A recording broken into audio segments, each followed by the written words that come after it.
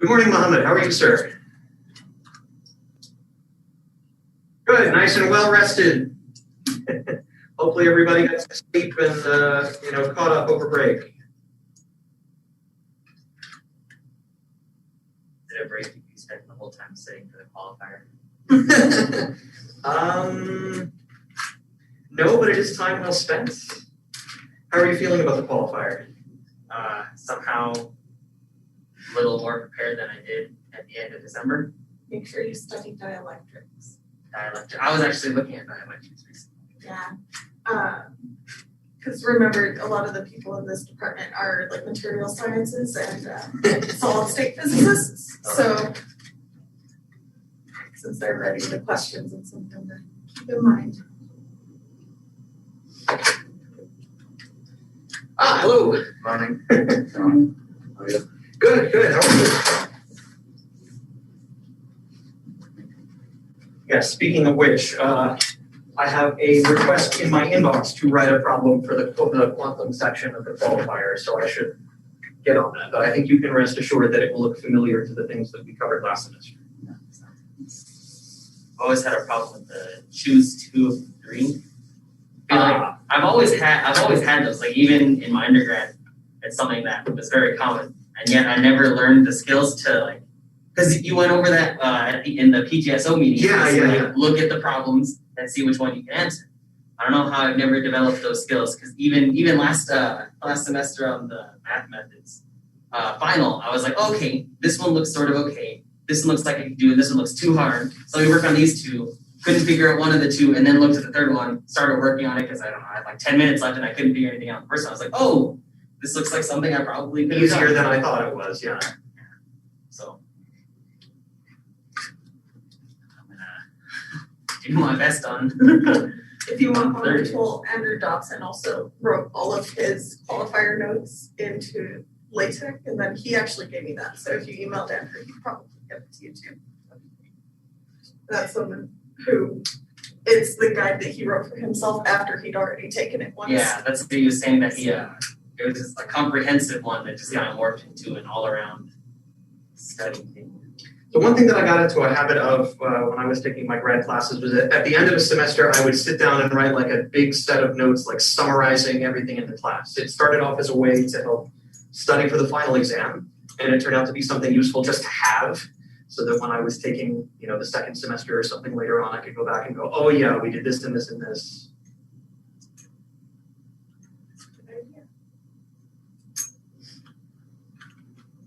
All of this presupposes infinite amount of free time to sit down and do all of the thinking that you would like to and note taking. Life never works that way.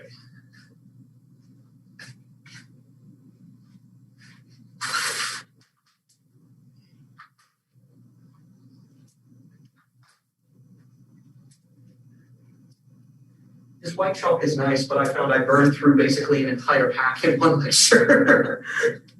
Because it snaps, or because you just use that much? I just use that much. It's soft enough and it shows up brightly, which is important for people who are viewing online. But yeah, just one chalk just goes so fast. And chalk everywhere. That's all fine. It's just the one chalk per lecture is a pretty steep rate. Well, I was expecting to see more people.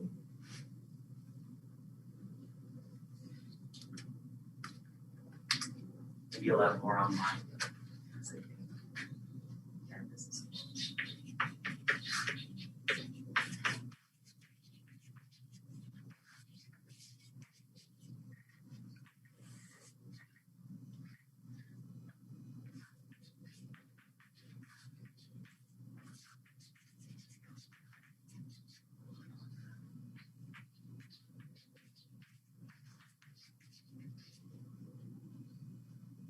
You can keep the size of the font like this, it will be better.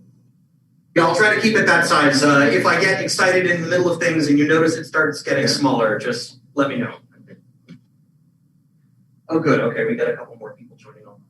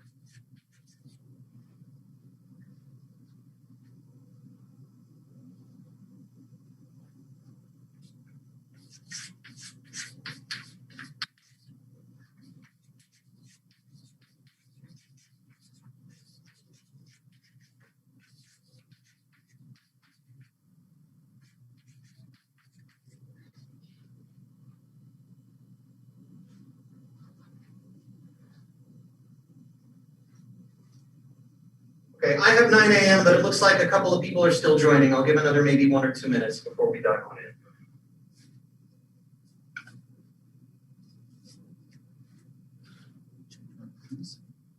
I can see part.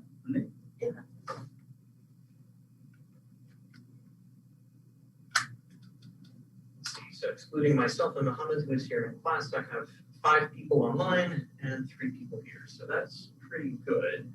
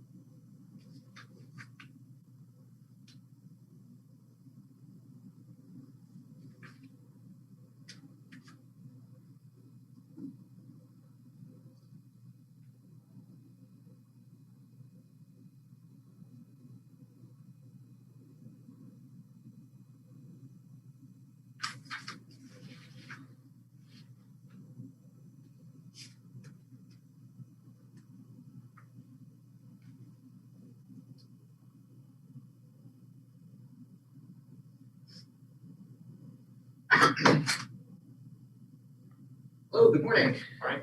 Front doors were locked. What's that? Front doors were locked. Oh, no. Yes, it is. I thought for sure it would have been unlocked today, and I wouldn't have to go around the side. I don't know why it's locked. And I had to think before. Are physics majors the only ones with access to the building right now, maybe? No, I'm pretty sure we have a general class being taught right next door, so Yeah, the side door is unlocked. Okay. yeah. I'm just not sure why the front door is not. It's closed. I always end up going in through the faculty door at the back, so. Oh. Okay, well, I have 2 minutes past, so maybe it's time to go ahead and get started. So welcome back, everybody. It's good to see you again. It's nice to see some faces as well as the people joining us online. Hello. So I figured I would start today by going over the basic information on Canvas. We'll do a quick pass through the syllabus. It'll look awfully familiar from last semester. I've got some materials that I already put on Canvas to get us started for the semester, so I want to highlight those for you. And then I'll talk about sort of the feedback that I got from last semester and how I want to adapt things for this semester. So let me start by sharing screen, and we can jump over to Canvas for a second. Okay. You guys see this okay on the projector? Is that right? Okay, student view is here. Okay, so I put a few things on Canvas already that I wanted to point out for you. So I put the standard information that was most useful. We have a single link, which is recurring, that you guys can use to join Zoom for the class. Here's the generic contact information if you need to call in by phone or something. Separate Zoom link for the office hours. It's the same one from last semester for my personal Zoom room.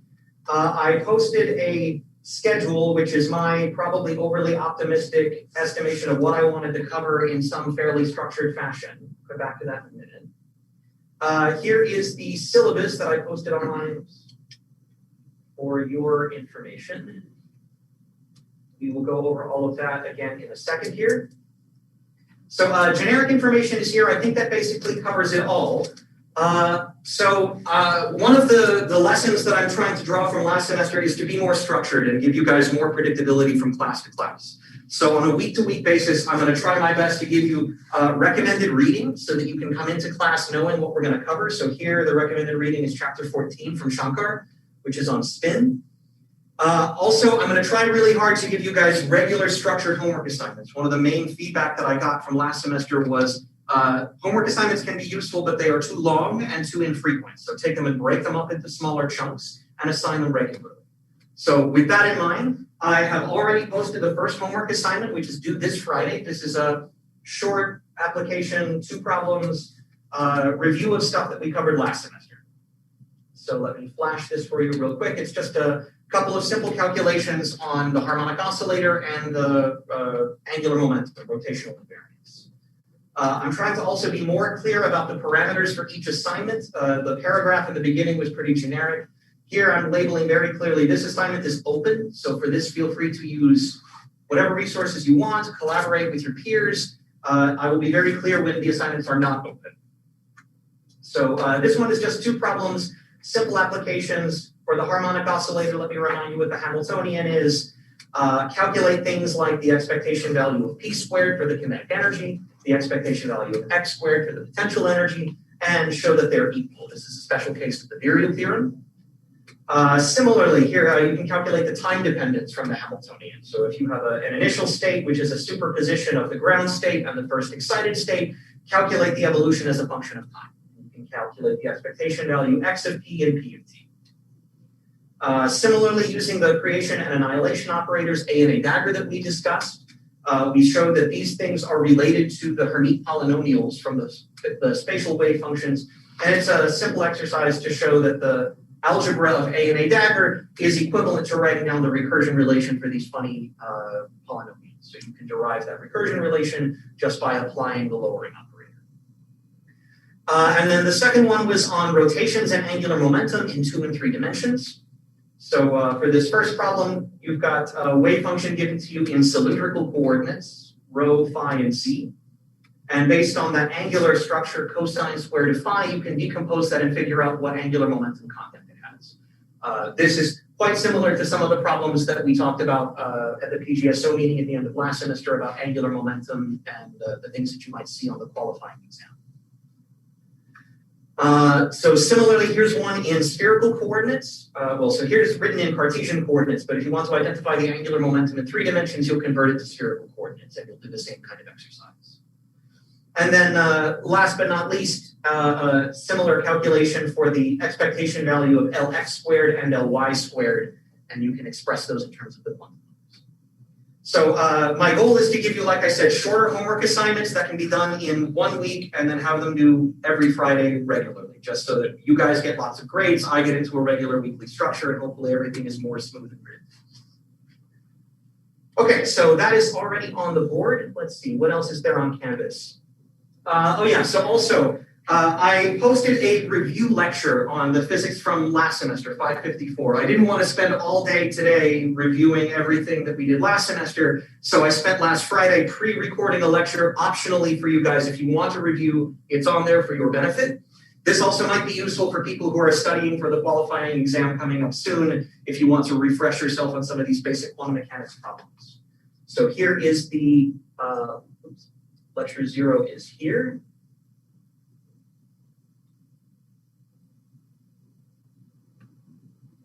So the first half is talking about the main message about symmetry transformations and about how symmetries generated in classical mechanics carry over to the unitary operators that generate symmetries in quantum mechanics. And then the second half is a fast review of the various kinds of problems that we study, the free particle, constant potential, scattering theory in 1 dimension, just to refresh your memory. And that is also available as a video.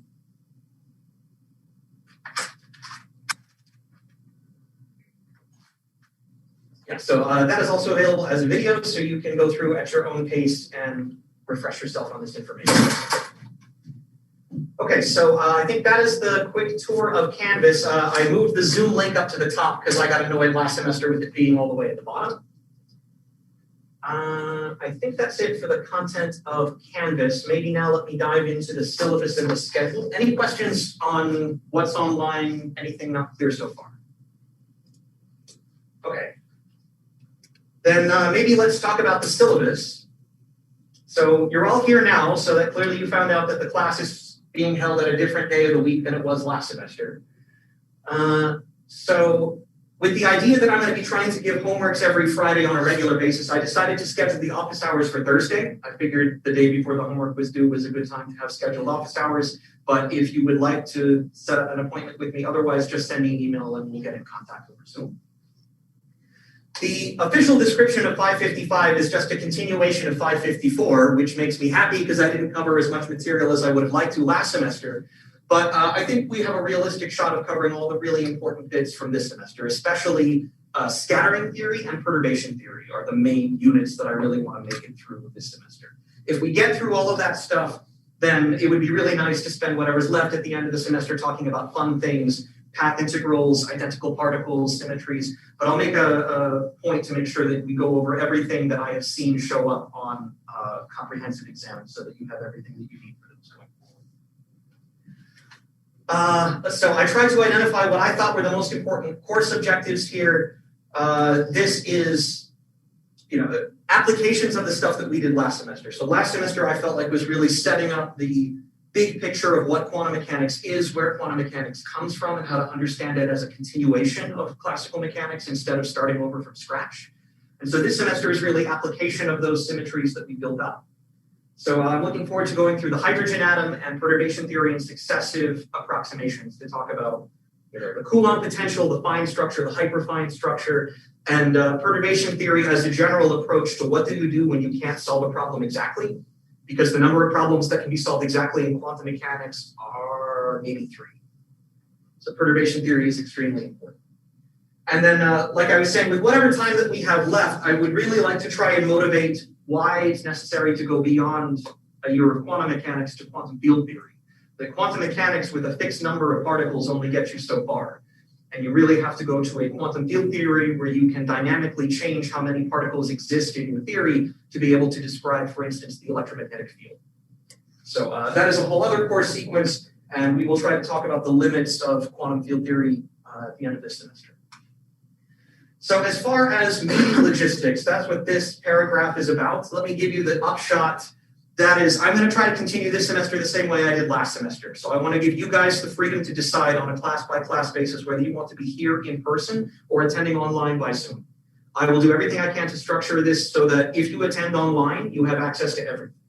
So any assignments will be turned in online, midterms, whether I decide to do it on a live basis or take home the same way we did last semester.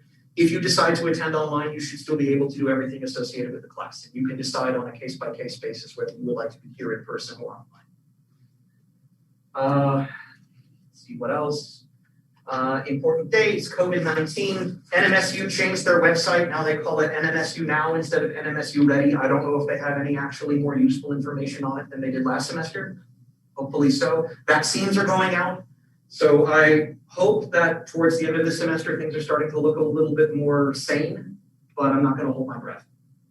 So here's the information if you need it. Textbook is the same. Okay, so here's the short version of the schedule that I posted here in Excel. We can talk about that in a moment. So my plan is to hold 2 actual midterms this semester. And rather than going through lecture, and if I don't cover what I wanted to cover, then I push it back and everything gets pushed back and pushed back. I'm going to try and really pick and choose the things that get put on lecture, and if there's not time to put things on lecture, I will put supplementary material online so we can keep somewhat of a reasonable schedule. Like I said, the main things that I really want to cover are perturbation theory. So it seemed like a nice break for the first midterm would be after we finish discussing spin, addition of angular momentum, the hydrogen atom, and then time-independent perturbation theory. So we can talk about corrections to the structure of the hydrogen atom. That seems like a nice break point to have the first midterm. So in the unlikely event that everything goes exactly on the timeline that I have in mind, that would be somewhere around the beginning of March. The second break for the midterm, I think, is after the time-dependent perturbation theory and scattering theory. So that is sort of a long unit. This schedule, it looks like it's only a few weeks after the previous one. I suspect it'll take a little bit more time than that. But if I cover all of this stuff and we do it thoroughly, I'm happy. The only other thing on this list that I think we absolutely have to cover is a week on identical particles so that you have symmetric and anti-symmetric particle states, which are necessary for your comprehensive exams. Everything else beyond this is sort of icing on the cake that satisfies my why fixed particle quantum mechanics is not enough and why you really need to go beyond this to talk about relativistic theories and quantum field theories to have a correct description of nature. Okay, I think everything else is pretty self-explanatory. The grading policy is what I was aiming for last semester and hopefully we'll be able to implement more successfully this semester. Regular homeworks that will make up the bulk of your grades, a couple of midterms and a final exam. Yes, sir. Does 40% for exams, is that 10 for each midterm and 20 for the final? No, I had in mind an exam average where all 3 exams count equally. Yeah, so last semester I used a 10-point grading scheme. There weren't really too many boundary cases, and for that, the curve on the final exam was more than enough to adjust things where they needed to be. So I was pretty happy with the 10-point scale instead of a plus-minus system. All the other sort of standard information that you can take a look at on your own. And I think that's it. Any questions for me about the syllabus and the plan for the class this semester? Anybody online?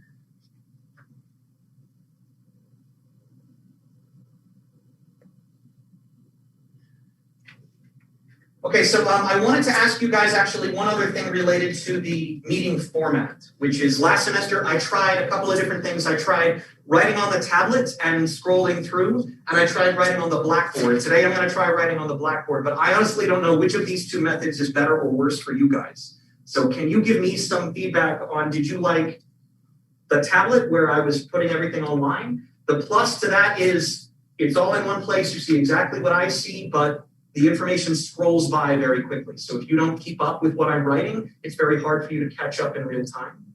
The blackboard, you have two boards so that as I'm moving through, I've got to slow down and erase stuff. So maybe it's easier for you to keep up, but maybe it's harder for you to see online. So do you guys have strong feelings about which mode of delivery you prefer? I mean, I prefer the OneNote personally, but I understand if it's too much to keep up with people. Either way is okay with me. It makes no difference to me. So if one of these is better for you guys, I'm happy to adapt. Just like I told you, the font size on the board. Okay. Just like. Yeah, so I'll try to keep it, when I'm writing on the board, I'll try and keep it at this size. If we have a sizable number of people who are coming in person, it maybe makes more sense to stick to the blackboard instead of projecting everything down in one little corner. But we can play it by ear as the semester goes on. Okay, if there are no other comments on the syllabus, then maybe let me talk about the schedule. So like I said before, I didn't want to start off wasting the entire class today on a review for last semester. I wanted to dive right on in with the new material. The new material is still not entirely new material. This was the bonus lecture that I gave at the end of last semester on spin. So I'll pick up with what I had there. So today my goal is to get through the basics of what spin is and interpretation of spin as angular momentum that rotates internal degrees of freedom. And then I think on Wednesday, we'll be able to go through and talk about spin precession in a magnetic field. And even if we don't cover all the details of paramagnetic resonance, I think I've got a good plan for how to put that into a homework assignment for next week. So this is, as you see, how I've planned on structuring the semester. I really want to have every week recommended reading, something that I think I can reasonably cover in lecture 1, something I can reasonably cover in lecture 2, a homework assignment due that Friday, and then try and always stay on top of it. So this week, the plan is to do spin. Following that, a week on how to add angular momentum. So we talked about orbital angular momentum. Today, we'll talk about spin angular momentum. A lot of the times, the physics won't depend on one or the other separately, but on the total angular momentum. And there's an algebra associated with how to add those two different kinds of angular momentum together. This is a topic that they love to put on the comprehensive exams. So we will spend a decent amount of time on Fletch-Horton coefficients, how to add angular momentum together. That seemed like a nice time to then go back to the hydrogen atom. So we will talk about the hydrogen atom in the basic form with the Coulomb potential. That actually is not going to take very long to derive the standard results. I think the interesting part is setting up the hydrogen atom and then coming back to it with perturbation theory to talk about more realistic treatments of the structure of the hydrogen atom. So we have one class Monday, February 15th. That is a holiday for President's Day. So that week, we will just have one lecture to get started on perturbation theory. So that week will get us started, and then probably the next week will be fully consumed with discussing time-independent perturbation theory. And I think the problems that will be useful to discuss there are the fine and hyperfine structure of the atom, where you include the kind of spin and angular momentum coupling that generates level splitting in the hydrogen atom. So my plan after that is a midterm. So if this goes as planned, I would really like to spend one class, say the Monday that week that I want to give the midterm, reviewing everything, doing some practice problems, something to make it clear what I'm expecting, and then on that Wednesday, we will have the midterm. I'm still kind of on the fence about what the best method to give the midterm is.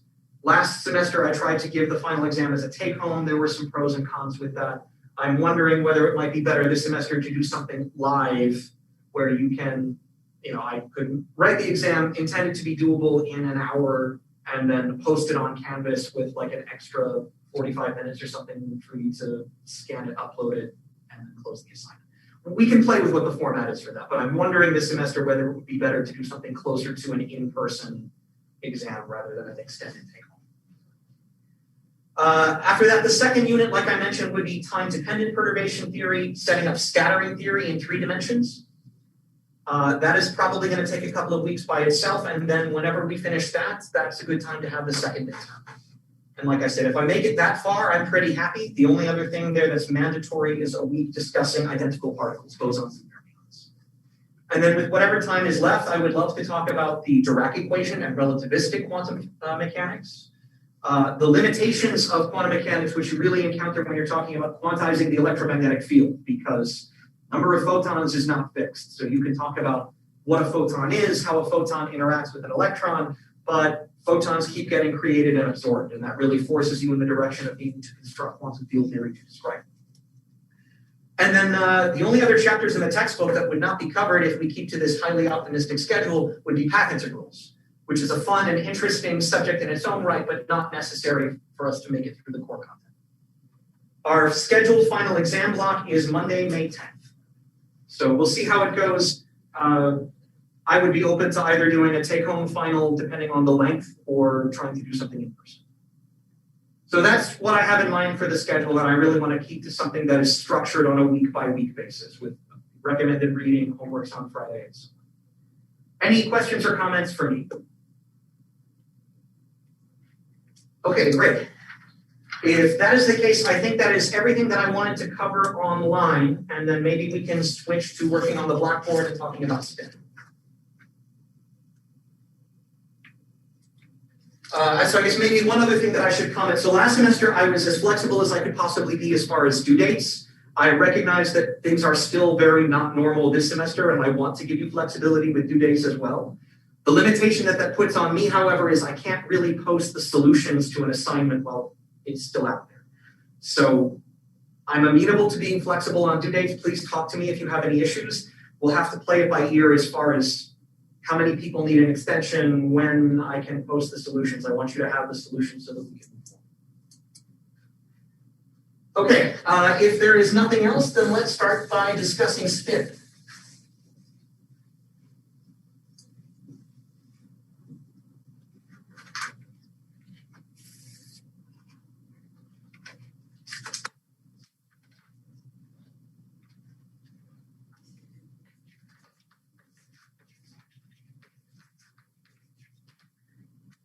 So the thing that we talked about to death last semester was about generators of symmetry transformations and how the transformation is related to.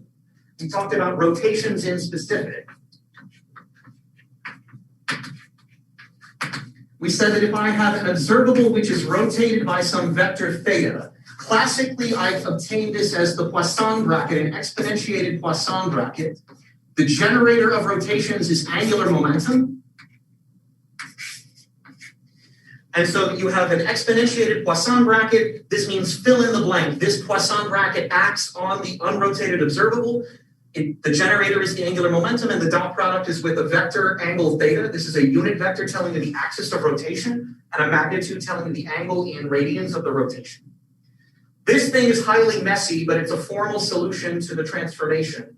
This is defined by its Taylor series. And so you have 1 plus the first order term is one Poisson bracket. The second order term is the Poisson bracket of the Poisson bracket. And you have this whole disgusting series of nested Poisson brackets. In quantum mechanics, you have something very similar. This becomes minus I over h bar commutator.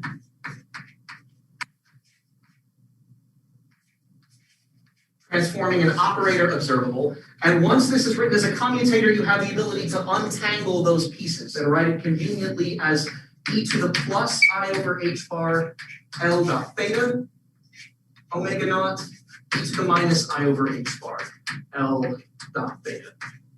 And this is explicitly a unitary operator, U of theta. This is the unitary operator that performs the rotation on a quantum state. This is the adjoint or the complex conjugate of that operator. So this is how canonical quantization tells you how to take that Poisson bracket, turn it into a commutator, and then in quantum mechanics, that uniquely tells you what the unitary operator is that performs the symmetry you were interested in. So spin comes up in the context of what are rotations? And what happens if the wave function that you're rotating has internal degrees of freedom that might get rotated too?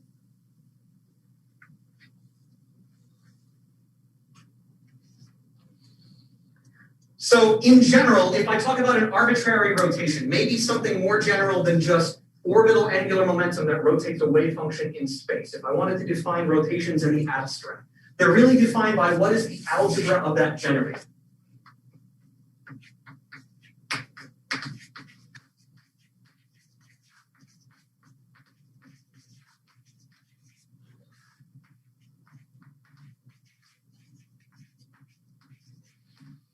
And that algebraic relation is that the commutator of component I with component J is I h bar sum over k epsilon ijk jk, where J now is supposed to stand for some generalized angular momentum, not necessarily the orbital angular momentum r cross p.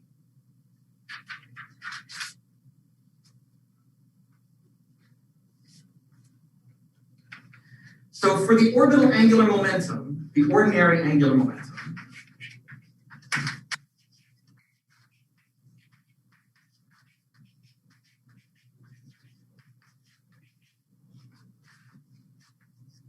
that angular momentum operator is r cross p.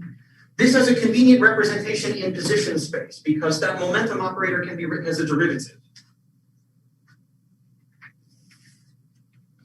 So when I write that transformation, let's say the transformation, the rotation operator u of theta on a wave function psi. This is r e to the minus I over h bar L dot theta psi. The angular momentum is r cross p. Let me write this as theta dot r cross p. Psi. When I put this on a position basis, I can think of this operator as acting to the left. The position operator just returns the eigenvalue.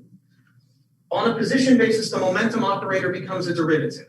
So when I put r next to the ket or the bra r, this just returns the eigenvalue.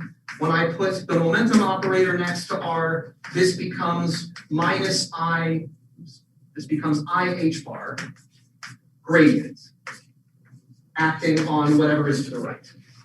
So if I take these operations and I plug them into that exponent, then you see immediately what this rotation operator is doing. It's rotating the point in space where the wave function is being evaluated.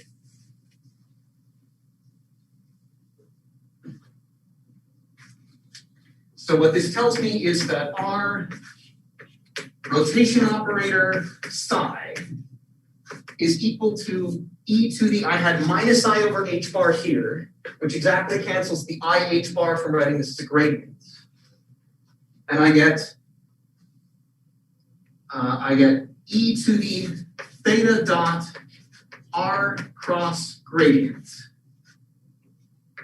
r psi, which is e to the theta dot r cross gradient psi bar.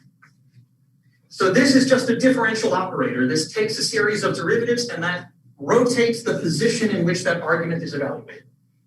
So what this means is that if I have a wave function and I'm evaluating it, let's say in 2 dimensions, x and y, I have some point here r, and here I have the wave function psi of r. When I let this rotation operator act on it, I transform what that point I'm talking about is. So if I rotate r to r prime, I get psi of r prime.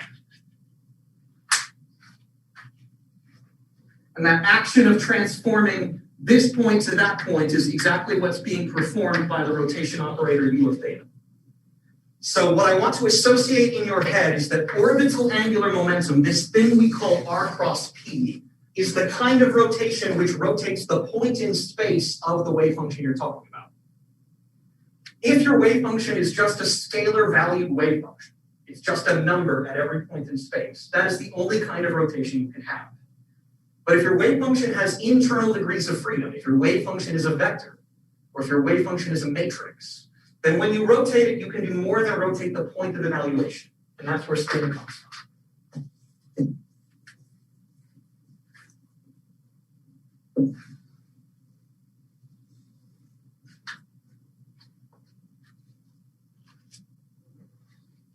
Okay, so what I said was, if psi of r is a scalar field,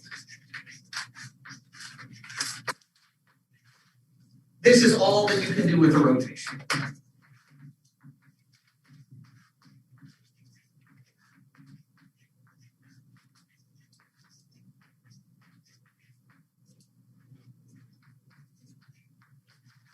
But if, for example, psi of r is a vector, so now when I write the wave function psi vector of r vector, this is really a superposition of three scalar fields in three dimensions.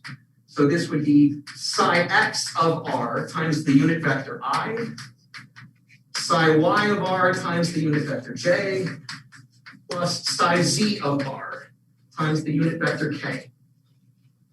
Now my picture is different because I can rotate the point of evaluation, I can rotate r, but psi also contains vectorial information that can be rotated as well. I can rotate between those three components. So I need a new kind of angular momentum that rotates more than the point in space.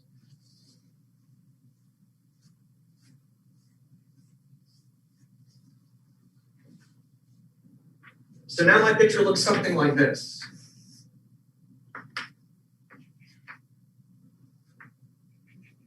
At this point r, I had a particular wave function with a direction associated, psi vector of r vector. And now when I wrote this to a new point, r prime, I have to rotate the point of evaluation from r to r prime, and I have to rotate the direction of psi itself, psi prime of r prime. Two different actions. Two kinds of rotation.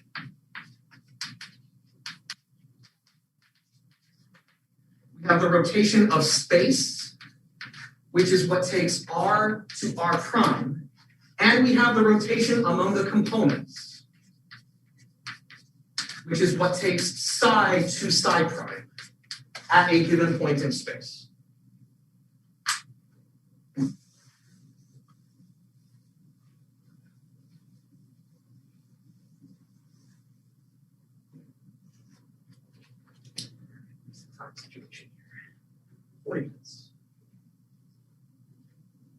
All right, so let's talk about how to set up this transformation. If my wave function psi is a vector, then I can write this as a column matrix. I pull out my unit vectors. And so now this is psi x of r, psi y of r, psi z of r. And so that second kind of rotation is a matrix transformation that rotates this 3x1 column matrix into a new 3x1 column matrix, or 1x3, whichever way it is.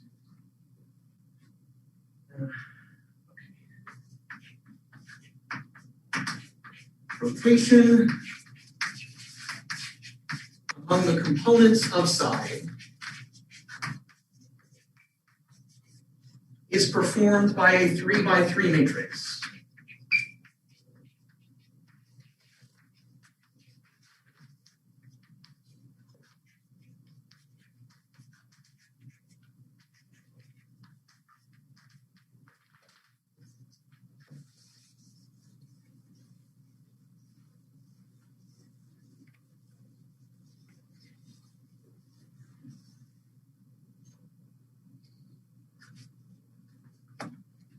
So this means when I write that transformation, let's talk about just the rotation of the components itself. We said there's two different kinds of rotation. I know how to perform this one where I rotate r. That comes from the orbital angular momentum r cross p. So for the moment, let me forget about that and just talk about the rotation of the vector components themselves. So here I want to talk about the transformation psi x prime, psi y prime, psi z prime. And this is obtained by some 3x3 unitary matrix, U 3x3 of theta, from the unrotated vectors, psi x, psi y, psi z.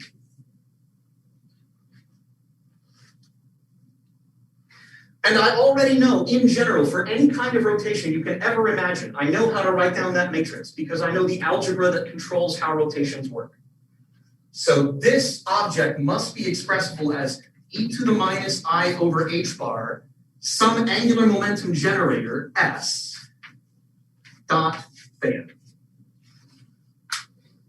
And I immediately have strong constraints on what kind of matrices these can be. If this is a 3x3 unitary matrix, then this must be a 3x3 permission matrix.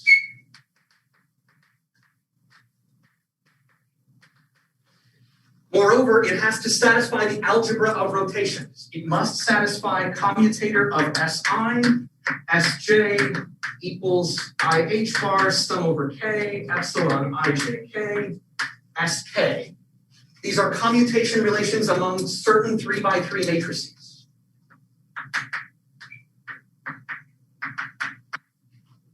Let me also point out the dimensionality involved. There are threes, but there's two different kinds of threes. The first kind of three is that this is a 3x3 matrix. So these are 3x3 matrices because my wave function had three components, x, y, and z. So 3x3 because psi has three components. Another way to say this is that the dimension is equal to 3.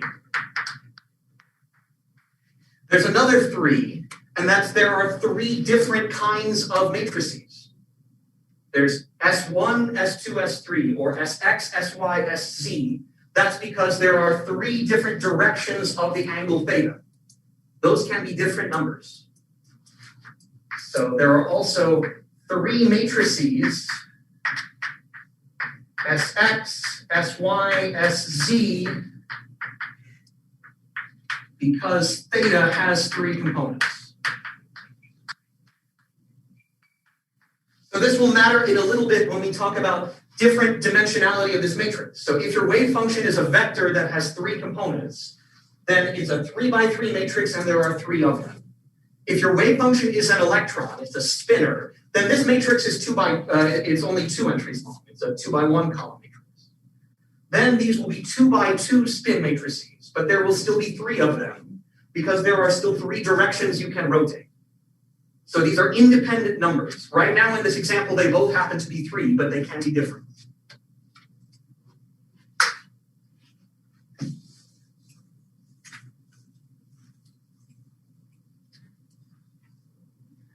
Okay, so all of these constraints that I've written here in orange uniquely specify what these matrices are up to some trivial phase.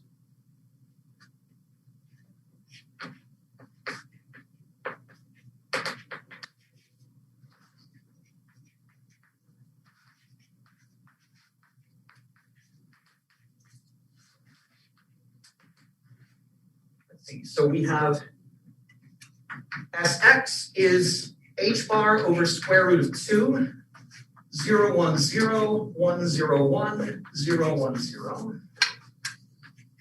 Sy is h bar over root 2, 0 minus I 0, I 0 minus I, 0 I 0.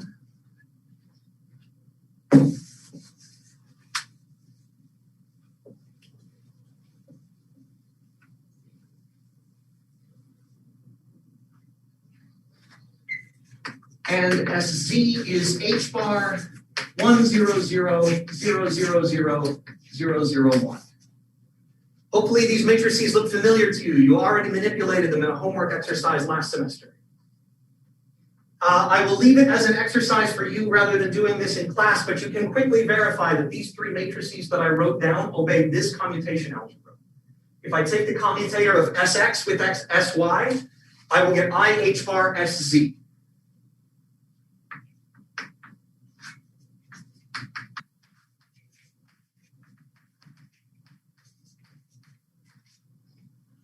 And so on.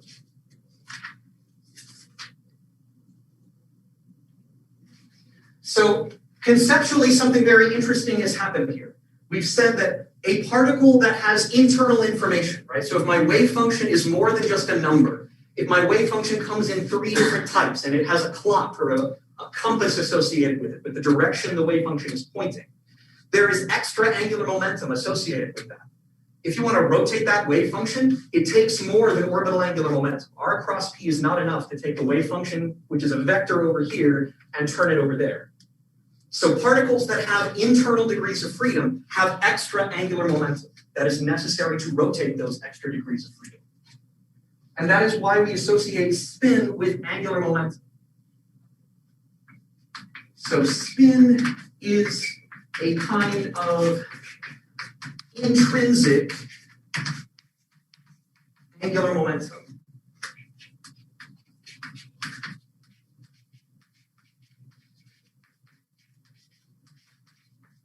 Necessary to rotate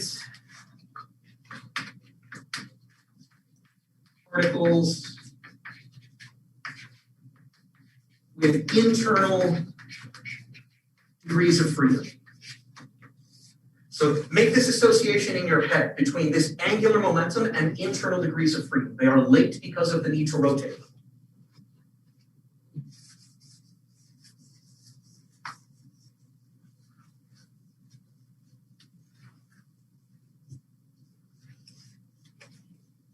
So before I erase this, let me point out, this was the part of the transformation, the rotation that just rotated the components.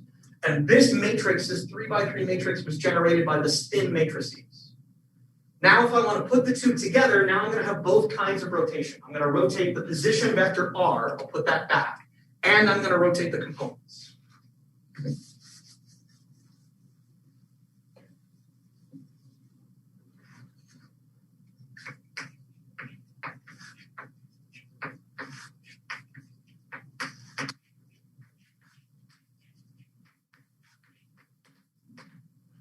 So that total rotation operator that gives me psi x of r prime, psi y prime of r prime, psi z prime of r prime.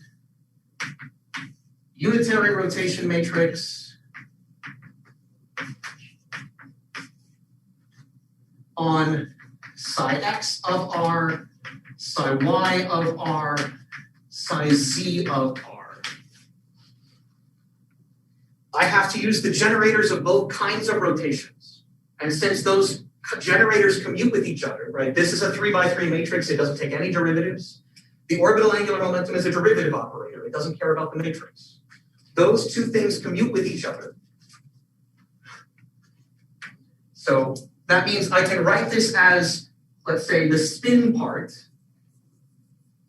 How about this? E to the minus I over h bar S dot theta, and e to the minus I over h bar L dot theta, acting on the wave function psi x, psi y, psi z.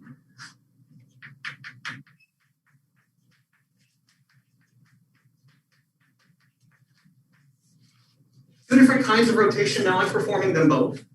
What I just said was that this guy and this guy commute with each other. They don't care. This is a derivative operator that rotates the position in space R. This is a 3x3 matrix that, independent of R, scrambles the components.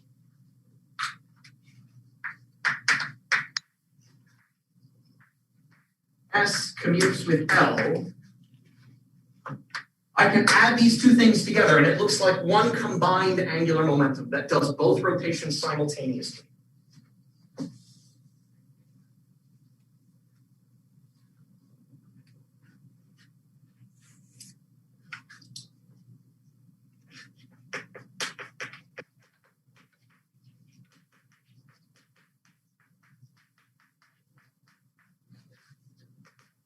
And I get e to the minus I over h bar L plus S dot theta. Apologies for squeezing that in. Psi x of r, psi y of r, psi z of r. So this is how you see that these two kinds of angular momentum effectively add together when you have both kinds of rotations. So the total angular momentum associated with this rotation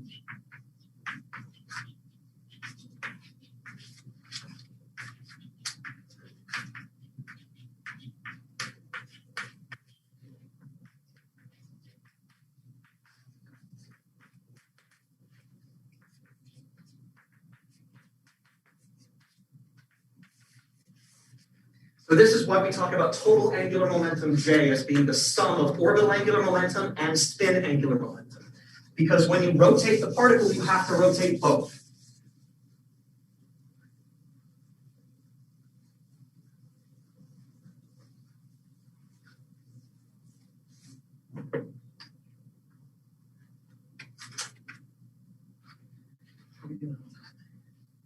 Good. Okay. The good news is we don't have to do any new math because we already did all the math in absolute generality for angular momentum. And none of that algebra changes when we're talking about spin angular momentum compared to orbital angular momentum.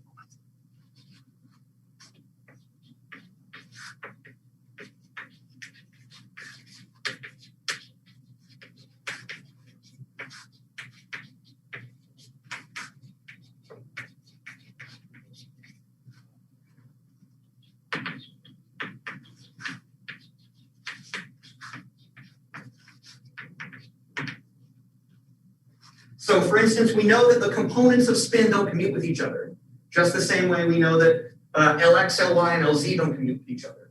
But the things that do commute with each other are one component of the vector and its magnitude. So we can write down the commutator of the spin vector squared, let me just call it the scalar invariant S squared, and Sz. These guys commute with each other, even though Sx, Sy, and Sz do not. This scalar invariant tells you about the magnitude of the spin vector, and that's directly related to how many components there are. So for instance, it's useful to take S squared and write this as Sx squared, Sy squared plus Sz squared, and I can plug in the specific 3x3 matrices. So when I add these up, so for instance, this is h bar squared over 2, 0, 1, 0, 1, 0, 1, 0, 1, 0, square of that matrix, plus h bar squared over 2, 0 minus I0, I0 minus I, 0, I0, square of that matrix, plus h bar squared, 1, 0, 0, 0, 0, 0, 0, 0, 1, square of that matrix.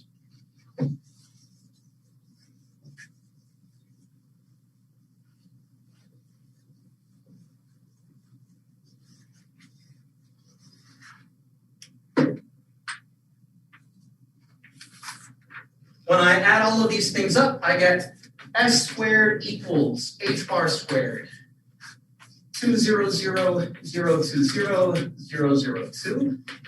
And this is just 2 H bar squared times the identity matrix. So this is directly equivalent to what we saw for the angular momentum when we wrote down the raising and lowering operators L plus minus, and we wrote down the ladder of allowed angular momentums. So this tells us, based on this commutation algebra, that I can write down the scalar angular momentum, the scalar spin angular momentum, in terms of a quantum number S, which tells me the magnitude of the spin, and a projection Sz that tells me the z component of the spin. I can find simultaneous eigenstates of them both. Just like before, that algebra gives us h bar squared. Before we called it L plus 1. Now I'm calling it S plus 1, but it's the same thing.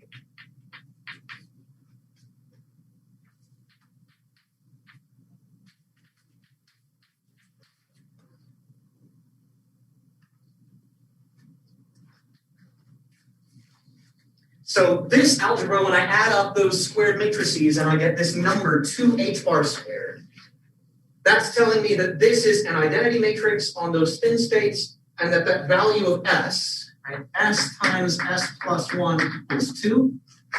This means s is equal to 1. So this vector that we're talking about that has components psi x, psi y, psi z is associated with s equals 1. The magnitude of the spin quantum number is 1. And so a vector particle is called a spin 1 particle.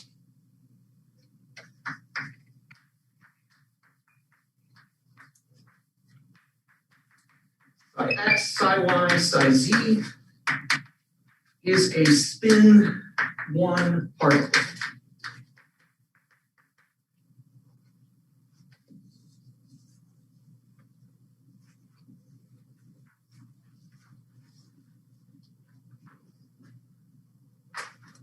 And the fact that it's spin 1 tells you that there are 3 components, and vice versa. Just the same way that we saw that when you had L as the magnitude quantum number, that controls the maximum and minimum value of M, the projection of the angular momentum. So for the orbital angular momentum, we had these states Lm, and we said the quantum number L controlled L squared. And then Lz was mh bar, and the allowed values of M were negative L minus 1 up to L minus 1 L. And overall, there were 2L plus 1 of those allowed states.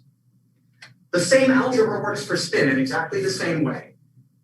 So as soon as I say S is equal to 1, that tells me how many components of psi there are.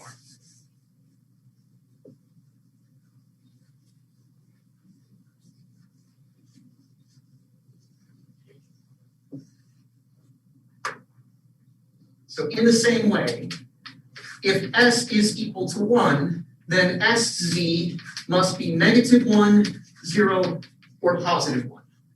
There are in total 2 times S plus 1, which is 3 if S is equal to 1. Number of internal degrees of freedom.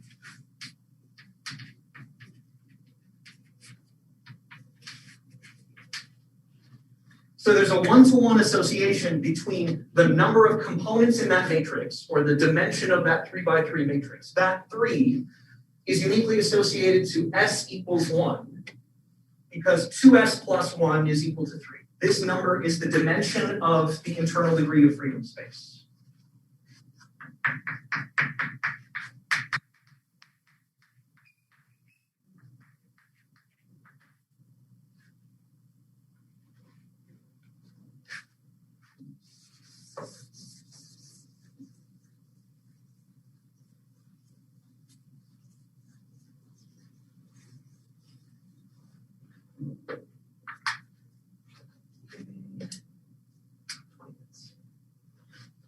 Cool.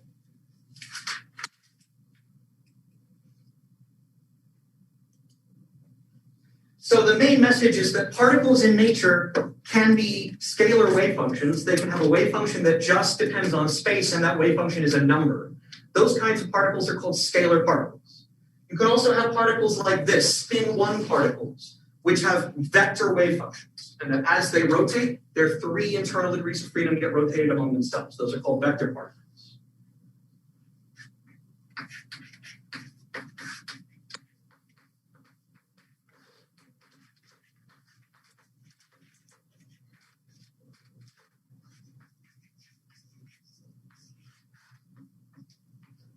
You have psi of r, just a number. Examples of particles like this are the pion and the Higgs boson.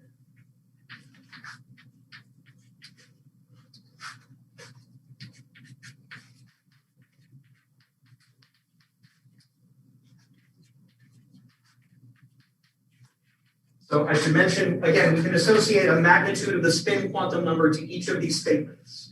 If they're scalars, they have no matrix structure. This means S equals 0. If they're vectors and they have 3 components, that means S equals 1. If they're vectors, that means they have a wave function psi of r with 3 components. Psi x, psi y, psi z. And some particles in nature that are vectors are things like the photon, the deuteron, and let's say the W and Z bosons.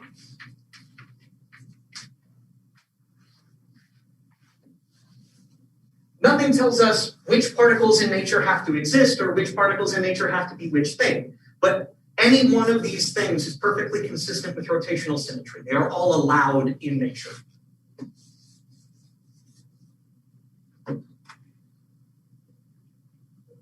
Now there's only one last loose end, which is that there are other values of the spin angular momentum you can write down that are not S equals 0 and S equals 1. And these half integer spins behave in a very strange way. One loose end, half integer spin.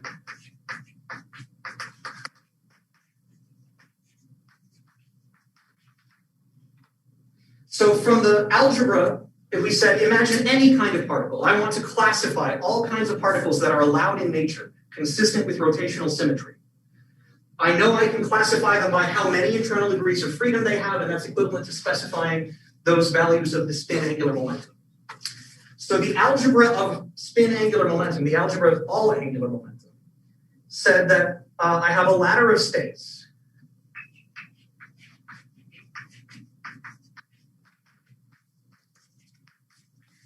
We said SZ can go up to plus S and down to minus S in steps of 1.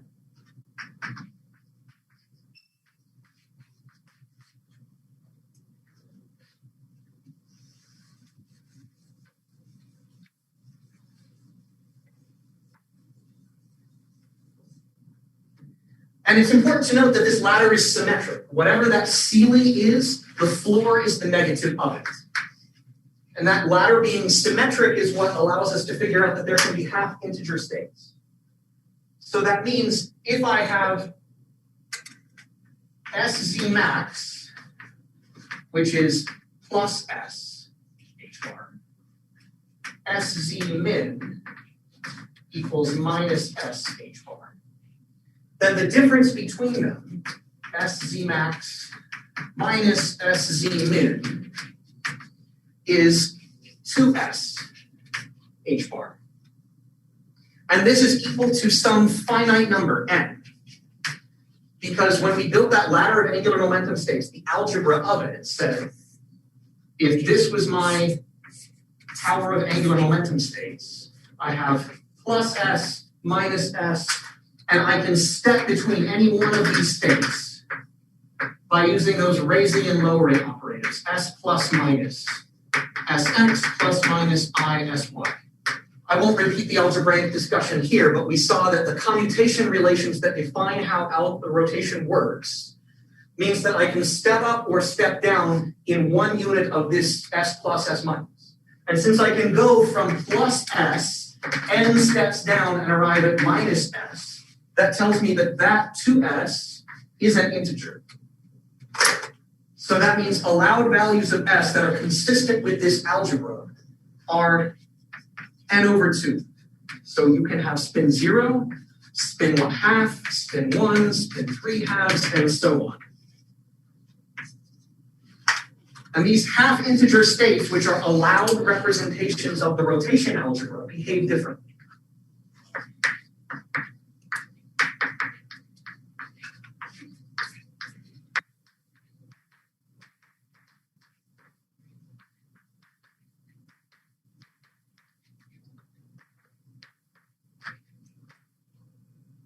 So let's discuss spin 1/2.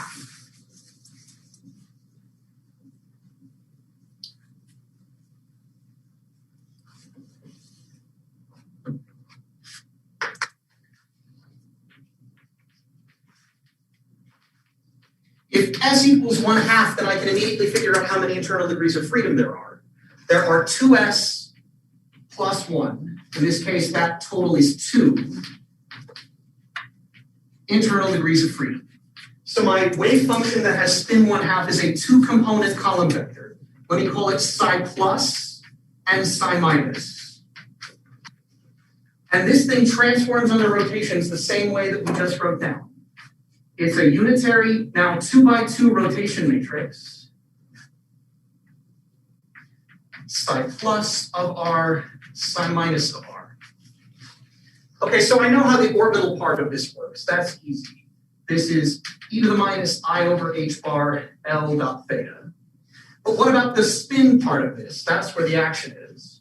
This is e to the minus I over h bar S dot theta. Where now, just like before, I can constrain what are the properties of those spin matrices for the spin 1/2 case. These are 2x2 matrices. They are Hermitian. And they satisfy the angular momentum algebra.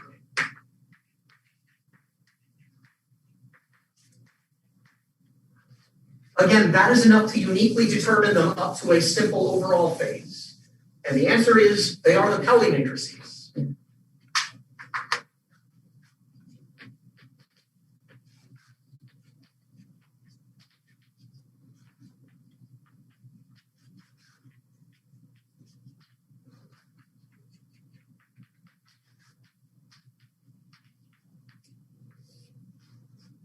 So Sx is h bar over 2. Make sure I'm not lying to you about overall coefficients.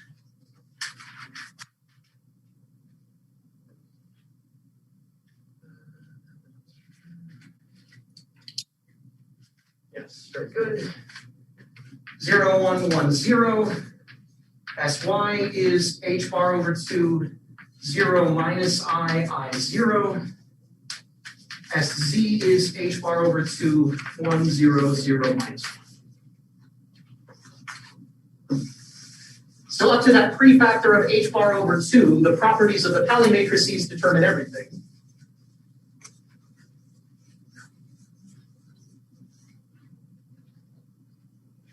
So we write this simply as Si is h bar over 2 sigma I, where these guys are the Pelly matrices.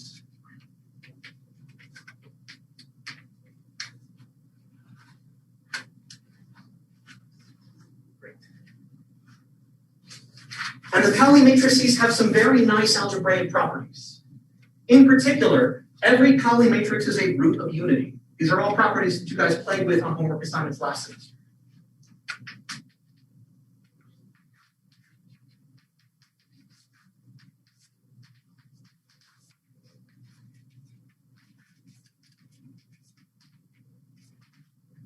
So sigma I, the matrix squared, is equal to the identity matrix no matter which Pelly matrix you're talking about.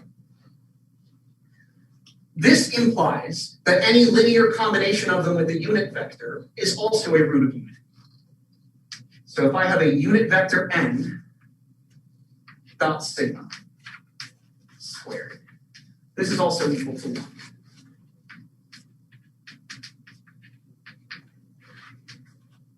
You can see how it works, right? So this is nx times sigma x plus ny times sigma y plus nz times sigma z. You square them all up. The cross terms cancel because of the commutator algebra. And then you have nx squared plus ny squared plus nz squared times sigma x squared is identity, sigma y squared is identity, sigma z squared is identity. You add them all up and you get 1 for any unit vector.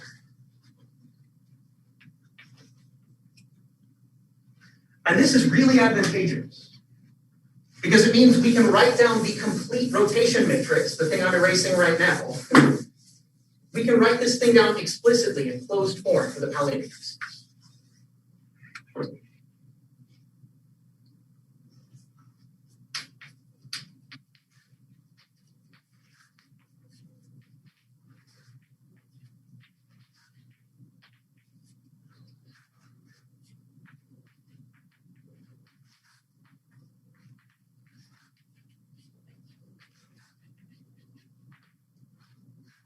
So that 2x2 rotation matrix, let me just focus here on the spin part and ignore the orbital part for the moment.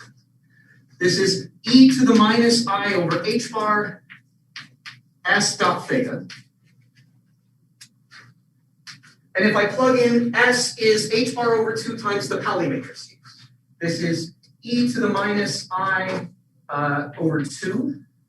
Now let me write this as theta, the magnitude, and then a unit vector n dot sigma.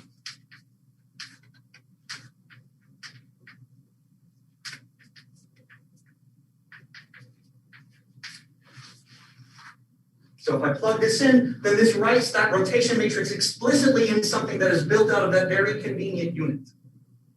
So if I expand the definition of this exponential in terms of a Taylor series, there's only 2 kinds of terms I'm going to have.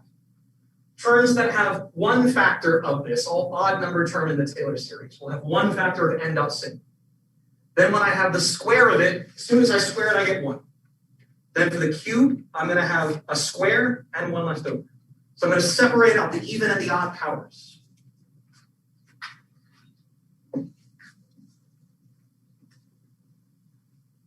So because of this property, I can evaluate the Taylor series directly. E to the minus I over 2 theta n dot sigma equals, let me write 1 minus I over 2 theta n dot sigma plus minus I theta over 2 squared n dot sigma squared plus there's 1/2 here, 1 over 3 factorial minus I theta over 2 cubed n dot sigma cubed and so on. All the terms of the Taylor series.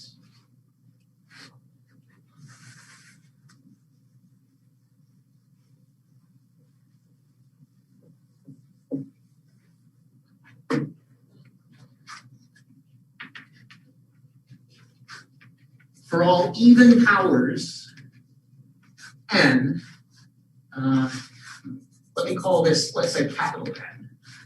If I have n dot sigma to the capital N, and capital N is an even number, this is just 1, because it's all squares. If n is odd, then on the other hand, n dot sigma to the capital N is just 1 power left over, n dot sigma. So I can regroup all of those terms in the Taylor series. I'll collect all the even terms and the odd terms. And this is obviously going to combine back to give me sine and cosine. So I have e to the minus I over h bar s dot theta is now written as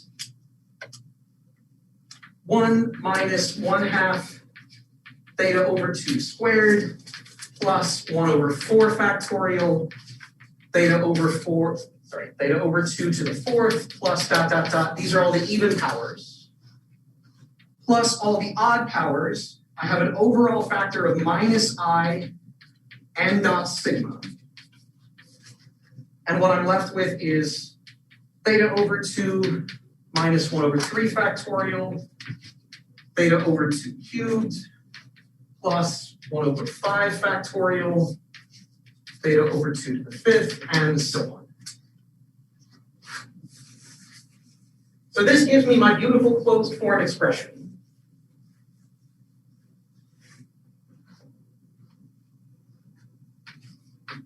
The minus I over h bar s dot theta is equal to cosine theta over 2 minus I sine theta over 2 n dot sigma.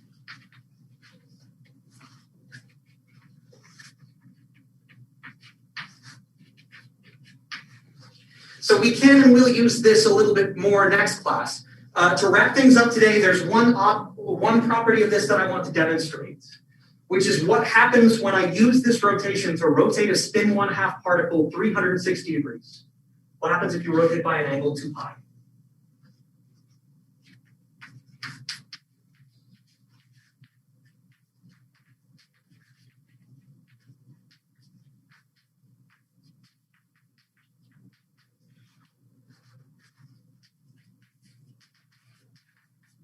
And you can do this about any axis you want.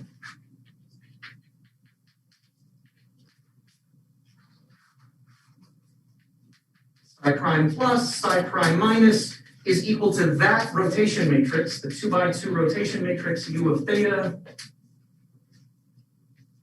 psi plus, psi minus.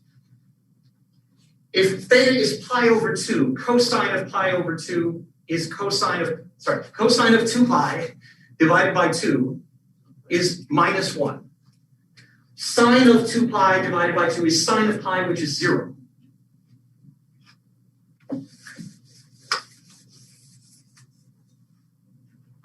So plugging in cosine 2 pi over 2 equals minus 1.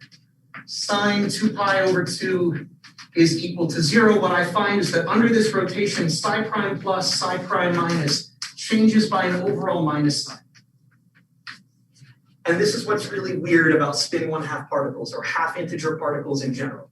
If you rotate them all the way around, they do not come back to their original value. They rotate like a Mobius strip. If you go all the way around, they come back backwards, reversed by a minus sign.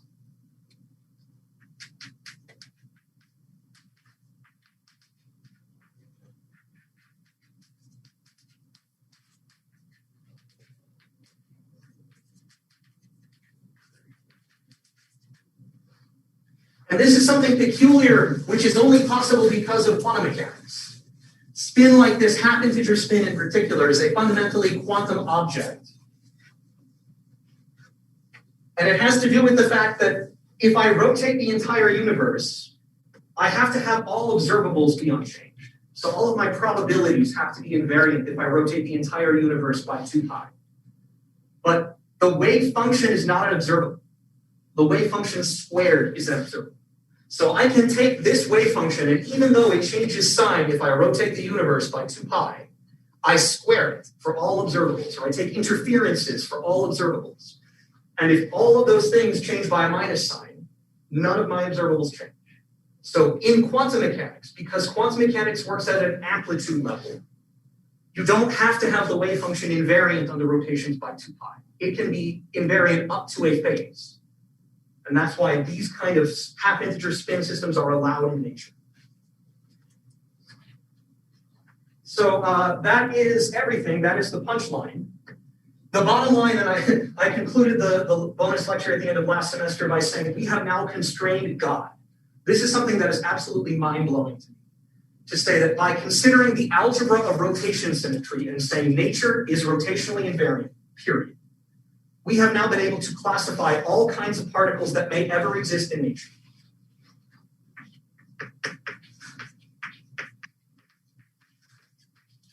All particles consistent with rotation symmetry.